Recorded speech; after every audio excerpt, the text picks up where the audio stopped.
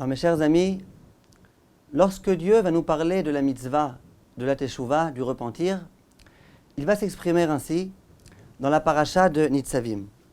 Qui a mitzvah azot? Cette mitzvah-là que je t'ordonne aujourd'hui, Asher anochi mitzavecha hayom, lo nifleti mimcha, velo rechokai. Elle ne se trouve pas loin de toi. Continue Dieu et dit, lo bashamaim hi lemor, mi ya'ale lanu hashamaima v'yikachea lanu, v'yashmienu ota v'naasena. Elle ne se trouve pas dans les cieux, cette mitzvah-là. Pour que tu puisses te poser la question, comment vais-je faire pour réussir à atteindre les cieux? Velo mever layami, les morts, mi yavor lanu elever hayam v'yikachea lanu, etc. Elle ne se trouve pas non plus à l'autre bout de l'océan, pour que tu puisses t'interroger comment puis-je faire pour accomplir cette mitzvah-là qui est tellement difficile, tellement lointaine. Kikarov elecha adavar meod. Cette mitzvah-là, elle est très proche de toi. Beficha uvilvavcha la'asoto. Tu peux donc facilement, on a l'habitude de traduire, réussir à l'accomplir. La Torah, lorsqu'elle nous parle de cette mitzvah-là, elle nous dit que c'est une mitzvah qui est très proche. Elle aurait pu dire qu'elle est proche. Non, la Torah insiste. Elle est très proche de toi. Et généralement, on a l'habitude de traduire, c'est une mitzvah qui est facile. Et bien évidemment, je sais que vous ne serez pas d'accord a priori avec ce qui est écrit ici dans la Torah. Comment on peut prendre une mitzvah tellement difficile et dire cette mitzvah-là, elle est facile? Si la teshuva ne consistait qu'à regretter les fautes qu'on a commises durant toute l'année, ça serait vraiment une mitzvah facile. Toute personne sensée, consciente, qui a un tout petit peu de bon sens, est capable de comprendre que lorsqu'on a désobéi au Seigneur durant toute l'année, ce bon Dieu-là qui nous a donné toutes les facultés, toutes les forces et les énergies pour pouvoir faire des choses, lorsqu'on lui a désobéi, c'est quelque chose qui ne se fait pas. Et donc il faut regretter un tel comportement. Si toute la teshuva ne consistait qu'à demander à Hachem pardon, qu'à faire le vidouille, c'est facile. Simplement la teshuva, elle comprend aussi une autre étape, qui est Kabbalah Le'atid, s'engager à ne plus réitérer les fautes qu'on a déjà commises. Comment on peut, cette mitzvah-là, qui est tellement longue, qui nécessite une tellement grande introspection, et qui nécessite surtout beaucoup de sincérité, et beaucoup de courage et de bravoure, pouvoir s'engager à ne plus réitérer les fautes qu'on a déjà commises. Et lorsqu'on nous parle de cette mitzvah-là, on nous dit que c'est une mitzvah qui est facile. Comment accepter une telle idée, mes chers amis? Même pas facile, très facile. Peut-être que c'est la raison pour laquelle Rashi n'est pas d'accord avec le Ramban. Et Rashi dit que lorsque la Torah nous dit cette mitzvah-là que je vous ai ordonnée aujourd'hui, il ne s'agit pas de la mitzvah de Teshuva, comme a voulu dire le Ramban, mais il s'agit de la mitzvah de l'étude de la Torah. Et peut-être qu'effectivement, cette mitzvah-là, elle serait plus facile. Quand on étudie un tout petit peu, mes chers amis, les lois qui concernent l'étude de la Torah, on voit que ce n'est pas non plus du tout une histoire beaucoup plus facile. À chaque instant, il faut étudier la Torah. 24 heures sur 24. Dès qu'on a un moment de libre, on a le joug de la Torah qui pèse sur nous, on doit étudier la Torah.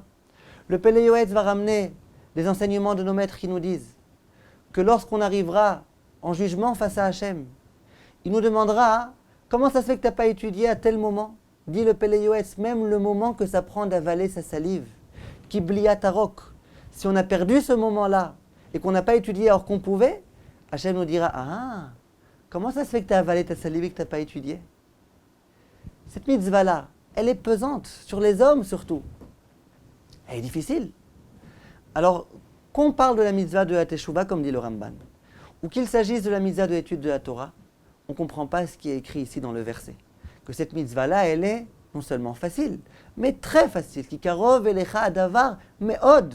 Cette mitzvah-là est très proche de toi. Alors comment comprendre, mes chers amis, une telle chose? J'aimerais vous inviter à étudier avec moi un midrash qui se trouve dans la paracha de Émor et dans lequel le midrash nous rapporte un verset qui a été dit par le prophète Micha. Dans le verset est écrit « Ami, ma asiti lecha, ou ma ilitecha » Regarde mon peuple, combien je t'ai pris en considération et je ne t'ai pas fatigué. je t'ai pas imposé des mitzvot qui sont fatigantes, laborieuses. Ça veut dire quoi? Amar Rabbi Yehuda be Rabbi Simon. Rabbi Yehuda, fils de Rabbi Simon, a voulu expliquer ce verset de la façon suivante. Amar Akadosh Baruch Hu. Hachem s'adresse à son peuple et lui dit Asara mine behemot masarti lecha. Il y a 10 espèces d'animaux dont tu aurais pu te servir pour emmener des sacrifices. Shlosha birshutra, il y en a 3 qui se trouvent à portée de main. Vezain enan birshutra, et il y en a 7 qui ne se trouvent pas à portée de main. Gimel birshutra, il y en a 3 qui se trouvent dans ton enclos à portée de main. Shor, le taureau, Se kesavim, veseizim, les brebis, les agneaux, les moutons. Ça, c'est des animaux qui se trouvent en ta possession. Vezain enan birshutra. Par contre, il y a 7 espèces d'animaux qui ne sont pas du tout en ta possession à portée de main. Ayal, vetzvi, veyachmour, veako, vedishon, vetao, vezemer. Il dit par exemple, la gazelle, elle n'est pas en ta possession, elle ne se trouve pas dans ton champ. C'est extrêmement difficile de réussir à attraper une gazelle. Un cerf, très difficile à réussir à attraper un cerf. Il ne se trouve pas dans ton enclos, dans ton pâturage, tu ne peux pas réussir facilement à les attraper. Dit le Rav, Lo itrarti alechem. Et moi, Dieu, je ne vous ai pas donné des mitzvot qui sont laborieuses. Velo amarti alechem lityagia be'arim leavi lefanai korban me'elu shenan birshutra. Et là, mima she birshutra. Moi, Dieu, j'aurais pu vous demander, vous avez fait une faute, vous devez amener un sacrifice. Eh bien, allez vous fatiguer à attraper un cerf, une gazelle, tous ces animaux-là qui ne se trouvent pas dans ton pâturage. Mais moi, je ne t'ai pas demandé ça. Moi, Dieu, je n'ai pas voulu vous fatiguer. Et donc, c'est la raison pour laquelle je vous ai donné des mitzvot qui se trouvent dans votre possibilité d'accomplir facilement. Minagadel ala vusecha. Les animaux qui se trouvent à portée de main. Hada ou dirtiv, shor ou kesev oez. Dit Dieu, puisque je suis l'Éternel, je peux vous donner l'ordre que je veux. J'aurais pu vous demander d'attraper des animaux qui sont extrêmement difficiles à chasser. Mais ce n'est pas ce que je vous ai demandé. Vous avez besoin d'amener un korban? Allez dans votre champ, appelez votre vache, elle se fera un plaisir de faire meuh et de venir.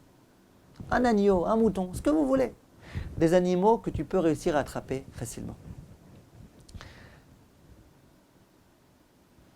Il y a certains de nos maîtres qui s'interrogent et qui disent « je ne comprends pas du tout le sens de ce midrash ».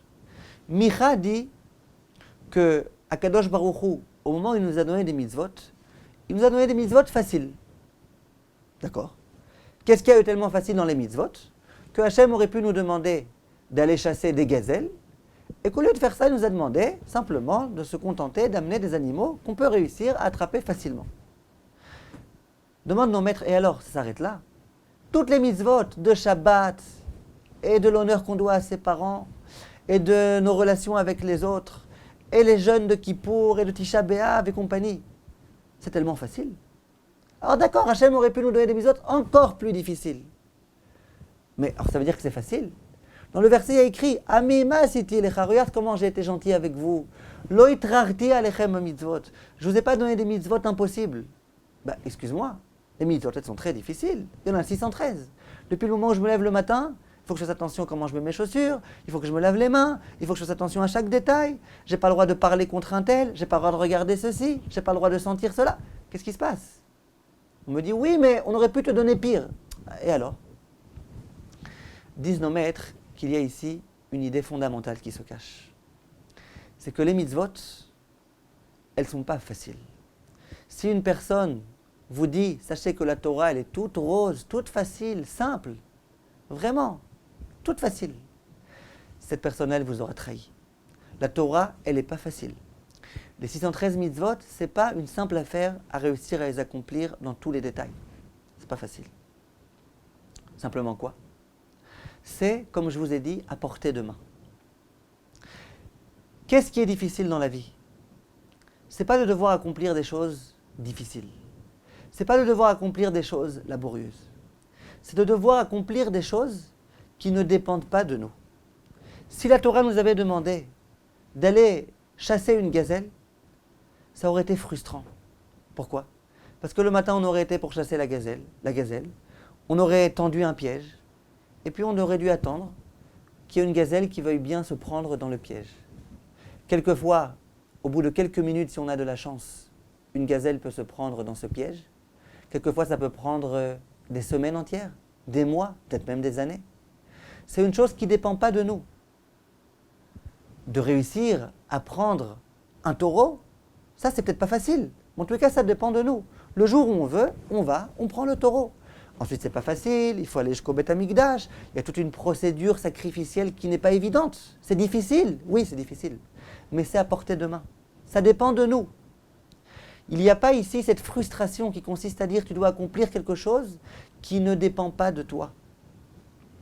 C'est ce que le Navi met ici en évidence. Il dit Hachem, il nous a donné des mitzvot difficiles, mais qu'on peut accomplir. Si on se donne du mal, on réussira à accomplir les mitzvot. Et ça, c'est le bien qu'Akadosh Baruch Hu a fait avec nous. Parce qu'il aurait pu nous demander des mitzvot, impossible. Pharaon, par exemple, lorsqu'il a voulu nous exaspérer, au moment où l'esclavage devenait vraiment insupportable, dit la Gemara, quel était le génie inventif et cruel de Pharaon? C'est qu'il allait voir des hommes et il leur disait, vous allez aller maintenant à la jungle et vous allez réussir à m'attraper un ours, un lion. Et tant que vous ne revenez pas avec un lion, vous ne revenez pas du tout. Je ne veux pas vous voir. Ça, c'est cruel. De demander à un homme quelque chose qui n'est pas difficile, mais qui est impossible. Ça, c'était ce que Pharaon a demandé. Et si Hachem nous avait demandé de telles choses, s'il nous avait donné des mitzvot qui sont impossibles, ça aurait été cruel. Simplement Hachem, qui nous aime, qui nous chérit, il a fait justement attention à nous donner des mitzvot qui sont à notre portée. Et ça, c'est ce que le Midrash vient ici nous enseigner. Il faut qu'on sache, mes chers amis, que lorsque la Torah nous dit « Sache que la mitzvah de Teshuvah, l'étude de Torah, Karov elecha adavar me'od » la chose est très proche de toi. Ça ne veut pas dire que c'est facile. Non, c'est pas facile. Une bonne Teshuvah, c'est pas facile. Et ça va exiger de notre part des efforts, et du temps, et de la concentration, et de l'énergie. C'est vrai. Simplement, c'est possible. C'est faisable. Si on se donne de la peine, si on investit du temps, on réussira, Bezrat Hashem. Et ça, c'est la classe de la Torah. C'est qu'elle nous a donné des mitzvot qui sont toutes à notre portée. Même l'étude de la Torah, avec assiduité. Même la Teshuvah. Tout est en notre portée. Et ça, c'est ce que la Torah vient nous dire ici. Lorsqu'elle nous dit qu'elle est proche, ça veut dire qu'elle est à portée de main. La chose la plus difficile, ce serait de demander à une personne handicapée de devenir un champion de tennis. Il est handicapé, il ne peut pas. Il pourra faire beaucoup d'autres choses dans sa vie. Si jamais on a la sagesse de lui dire, écoute, tu peux devenir toi un très bon chazan, tu peux devenir toi un grand talmid chacham, tu peux devenir un grand scientifique. Ça, il pourra. Mais si on lui dit, sache que dans ta vie, ce qu'il faut que tu réussisses à faire, c'est devenir un grand tennisman, il finira frustré, cet homme-là. Parce qu'il ne peut pas. Une personne qui n'a pas une bonne mémoire, elle peut faire tellement de grandes choses dans sa vie. Mais que les parents ne fassent pas l'erreur de lui dire, il faut que tu deviennes pharmacien. Il ne pourra pas. Il faut qu'il apprenne par cœur des tas et des tas de pages. Il n'arrivera pas, il n'a pas une bonne mémoire. Si on lui dit, attention, il faudra absolument que tu deviennes pharmacien, là on prend cet enfant et on le frustre et il mourra frustré. C'est ce que la Torah a attaché à ne pas faire. Un autre exemple. Si la Torah avait demandé à tout juif de devenir Kohen, tout juif, tu as une obligation de devenir Kohen. Ça serait frustrant. Pourquoi? Si je ne suis pas Kohen, comment tu veux que je devienne Kohen? On raconte qu'un jour, il y avait un homme qui est venu voir un rabbin et qui lui a dit, monsieur le rabbin, je veux devenir Kohen. Le rabbin lui dit, je ne peux rien faire pour toi. Si tu n'es pas Kohen, tu n'es pas Kohen. L'autre, il sort de sa poche des billets. Il lui dit, je suis prêt à te donner 10 000 euros si tu es d'accord de me faire Kohen. Allez, prends de l'huile ou un mois et fais-moi Kohen. L'autre lui dit, mais c'est pas comme ça que ça marche. Si tu n'es pas Kohen, tu n'es pas Kohen. Il lui dit, allez, 100 000 euros. Le rabbin, il dit, mais qu'est-ce que tu veux que je fasse? Je ne peux pas. Ce n'est pas en ma possibilité, en ma capacité de faire de toi un Cohen. Si tu n'es pas Cohen, l'autre il dit, je vous en supplie, faites quelque chose. 1 million, je vous donne, faites-moi quelque chose. Autre, il voit qu'il a affaire à un homme qui ne comprend pas très bien. Il lui dit, mais tu peux m'expliquer, pourquoi tu as tellement envie de devenir Cohen? Pourquoi ça ne te suffit pas d'être un homme ordinaire, comme les autres, comme la plupart de nos contemporains? Pourquoi tu as besoin d'être Cohen? Autre, il dit, je vais te dire la vérité. Regarde, mon arrière-grand-père, il était Cohen. Et puis c'était un homme très pieux. Et puis mon grand-père aussi était Cohen. Et même mon père était Cohen, et il était pratiquant. Il dit, moi tu vois, je suis ni Cohen, ni pratiquant. J'aimerais quand même avoir une petite attache à mes parents, mes grands-parents. J'aimerais pouvoir au moins être Cohen. Alors le rabbin, il lui dit, bon, alors donne-moi le million que tu m'as promis. L'autre, il lui donne, il dit, c'est bon, tu es Cohen. Ça veut dire quoi? Tu es déjà Cohen. Donc tu veux que je te dise que tu es Cohen, tu es Cohen. Mais si la Torah nous avait demandé, bien que tu n'es pas Cohen, tu dois devenir Cohen, et tant que tu n'es pas Cohen, eh ben, tu n'as pas accompli ta mission sur terre, ça aurait été une mitzvah impossible.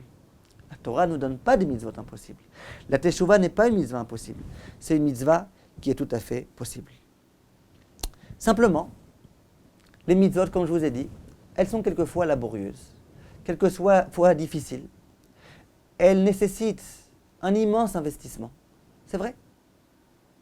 Mais une fois qu'on s'investit, une fois qu'on se fatigue, on pourra, Bezrat Hashem, réussir à accomplir toutes les mitzvot. Ainsi qu'il est écrit, Yagata ou Matsata Ta'amin. Une personne qui vient et qui te dit, je me suis fatigué, je me suis investi, et j'ai finalement réussi à accomplir les mitzvot comme il se doit, cette personne-là est digne de confiance, tu peux la croire. Par contre, si une personne te dit, continue la Gemara dans Megillah, Yagati velo matsati, je me suis fatigué, mais je n'ai pas réussi, cette personne-là ne la croit pas. Et de la même façon, une personne qui te dit Lo yagati ou matsati, je ne me suis pas fatigué moi pour accomplir les mitzvot, mais j'ai tout réussi comme ça facilement, ne la croit pas. Parce qu'il n'y a pas d'autre possibilité que de passer par ce qui s'appelle le labeur. La Torah, elle est quelquefois laborieuse, il y a des mitzvot qui sont difficiles, et il faut s'investir pour pouvoir réussir à accomplir les mitzvot.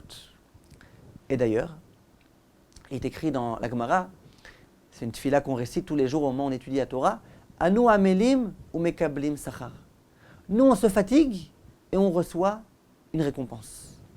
Dit le Rav Ben Sion Abba Shaul, Zichrono Livracha, ça veut dire quoi? On ne dit pas on devient des Talmidei Chachamim et on reçoit une récompense. On ne dit pas on comprend l'étude de la Gemara et cette compréhension-là, elle va nous permettre d'accéder à une récompense. Non. On dit Anu amelim ou mekablim sachar. La récompense qu'on reçoit, elle dépend complètement des efforts qu'on a investis. Une personne s'est tuée pour comprendre un texte de Torah et elle n'a pas réussi, elle recevra un salaire. Et elle réussira finalement. Une personne ne s'est pas fatiguée mais elle a compris, ça vaut rien. Parce que tout est conditionné par la fatigue, le labeur qui est le nôtre. Et il dit le Rav Ben Sion Abba Shaul, c'est ça la différence entre une personne qui étudie la Torah et un scientifique par exemple. Un scientifique qui se fatigue des années entières pour réussir à arriver à des résultats, mais qui finalement n'arrive à aucun résultat. On lui dira, monsieur, on est désolé, tu t'es fatigué, tu as fait beaucoup d'expérience, mais tu n'es arrivé à aucun résultat. Pourquoi tu veux maintenant qu'on te donne un salaire? Pourquoi tu veux maintenant qu'on te donne un prix Nobel? Tu n'as pas eu de résultat.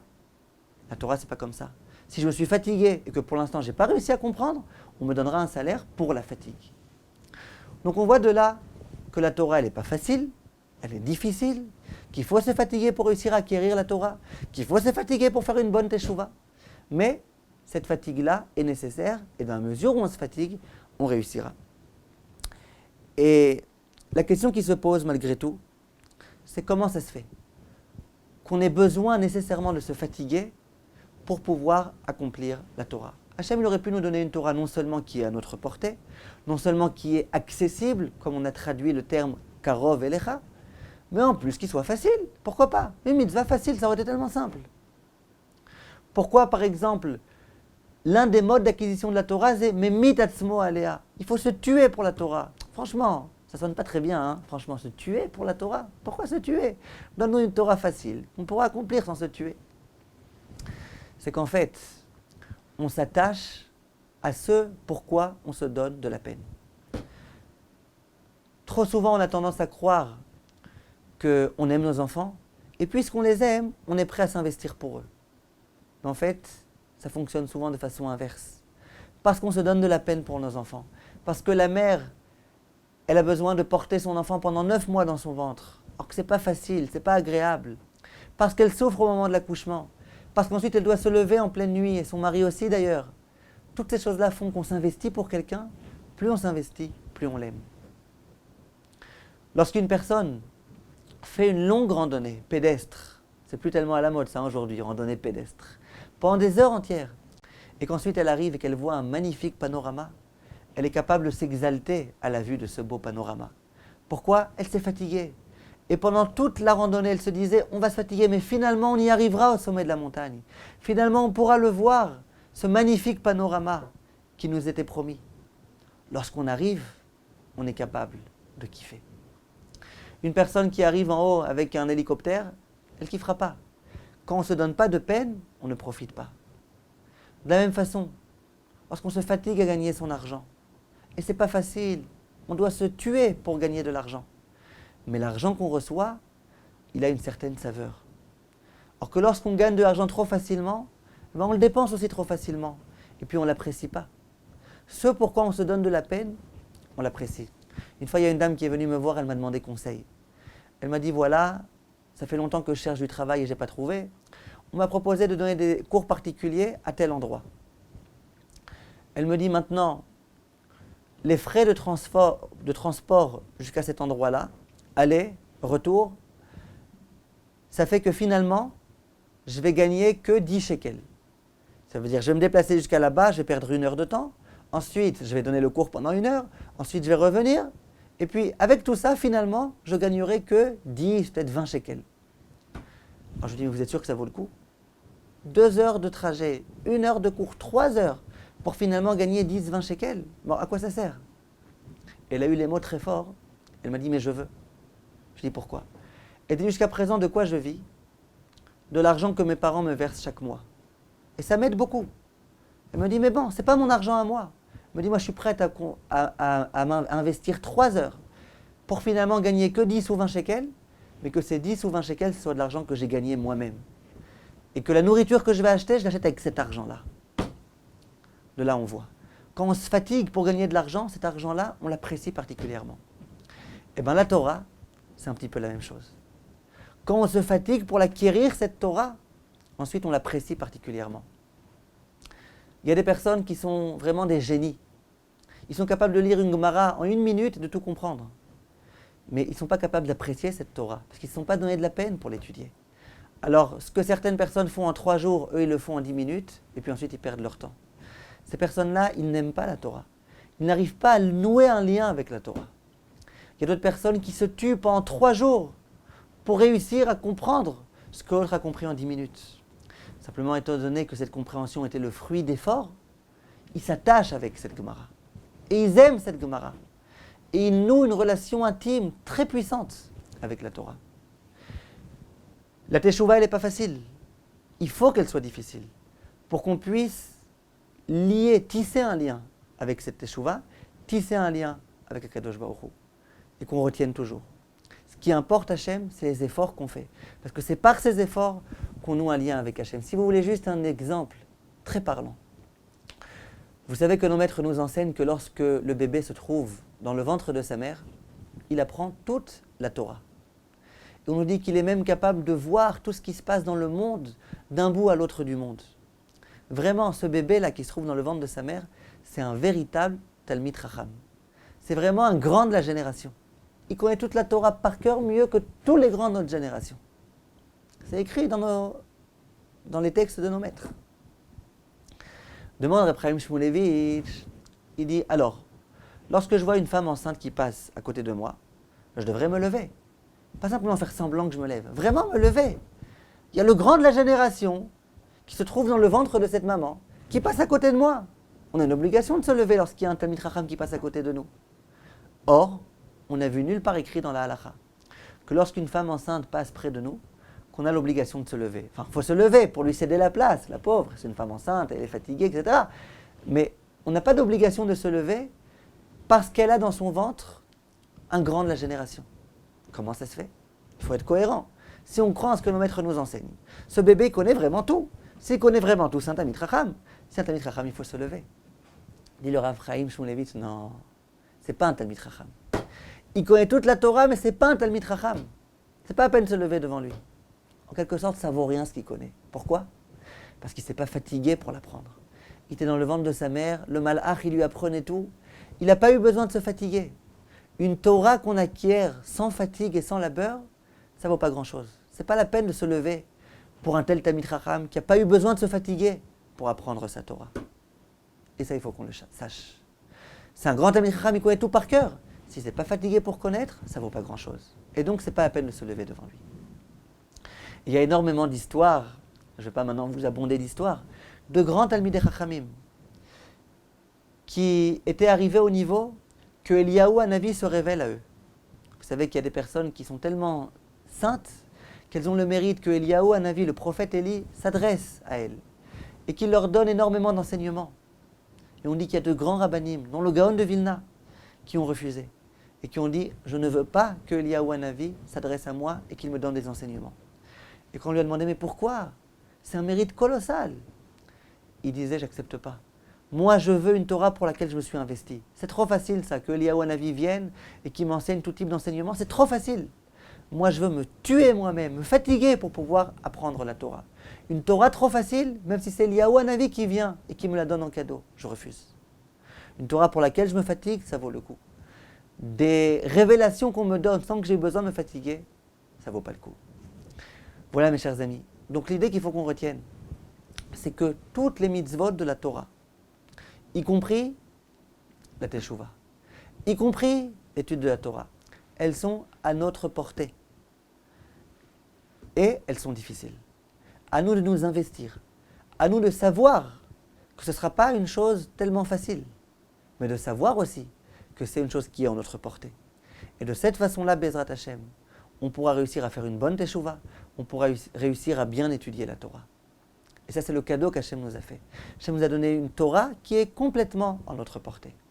Et la seule mitzvah qui n'était pas à notre portée, la fameuse mitzvah de Eshet Yefat Toar dont on a parlé l'autre jour, Hachem a pris le soin de nous dire « Je sais que c'est une mitzvah impossible à accomplir.